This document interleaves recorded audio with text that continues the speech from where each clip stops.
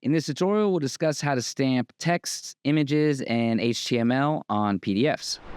How's it going, guys? Welcome to this tutorial on how to stamp text, images, and HTML onto PDFs. We're starting off at the NuGet Package Manager screen, as you can see, where I have already installed the IronPDF. You can also install it yourself if you haven't done so using the NuGet Package Manager.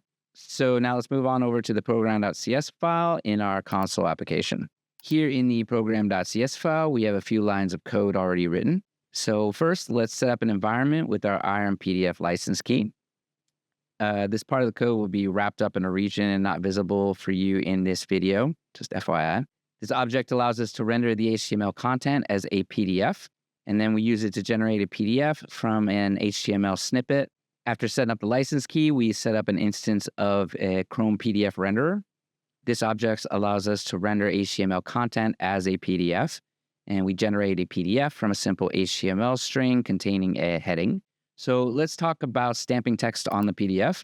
We create a text stamper object and set various parameters such as the text content, a font, family, color, font size, and formatting options like bold or italic. We also set the vertical alignment of the text to be at the top of the page. So if you want to apply this text stamper, you'll call the pdf.apply stamp, parentheses text stamper. This line is currently commented out, but you can uncomment it to apply the text stamp individually. Next, we have an image stamper. This stamper uses an image from a given URL. So we set the horizontal and vertical alignment to center and middle, respectively. We also add offsets to the position of the image precisely on the PDF. With 10 units of offset on both sides. To apply this image stamper individually, you could use the pdf.apply stamp in parentheses image stamper, comma 0, which is also commented out for now. Additionally, we can create an HTML stamper, and this stamper allows us to insert HTML content into the PDF. Here we are embedding an image and a heading from an HTML, and we set the vertical alignments to the bottom of the page. To apply these stampers, we create an array containing all of the stampers, the text stamper, the image stamper, and the HTML stamper. We then use the apply multiple stamps method to apply all of them to the PDF in one go. And this approach is obviously really convenient when you want to apply multiple stamps at the same time, saving you lots of time.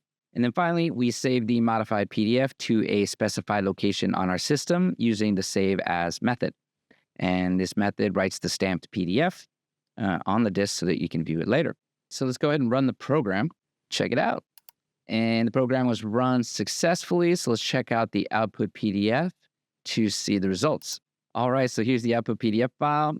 As you can see, the text stamper has added the text stamper at the top, style with the specific font and color. The image stamper has centered the IronPDF logo in the middle of the page. And the HTML stamper has added content at the bottom. It's that easy.